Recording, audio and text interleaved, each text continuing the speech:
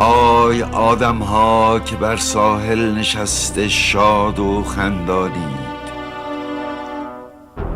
یک نفر در آب دارد می سپارد جان.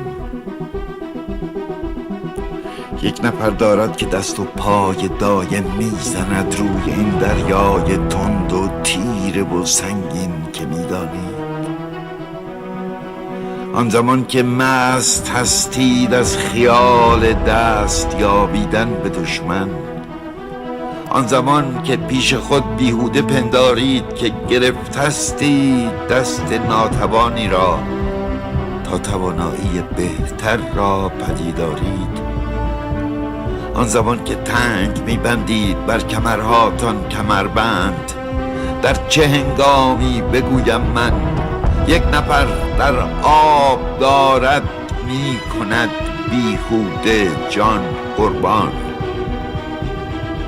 آیا آدم ها که بر ساحل بساط دلگشا دارید،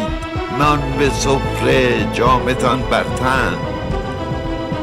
یک نفر در آب میخواند شما را، موج سنگین را به دست خسته میکوبد، باز می‌دارد دهان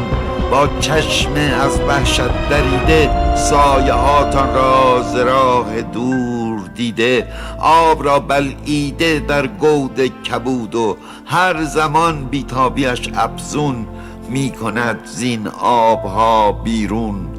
گاه سر گه پا. آدم ها او ز راه دور این کهنه جهان را باز میپاید، میزند فریاد و امید کمک دارد. آی آدم ها که روی ساحل آرام در کار تماشایید، موج میکوبد به روی ساحل خاموش،